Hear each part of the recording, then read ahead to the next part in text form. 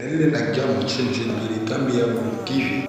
di la wax avant ñu commencé vidéo bi ñu ngi lay ñaan nga abonné te bés cloche notification bi moo tax di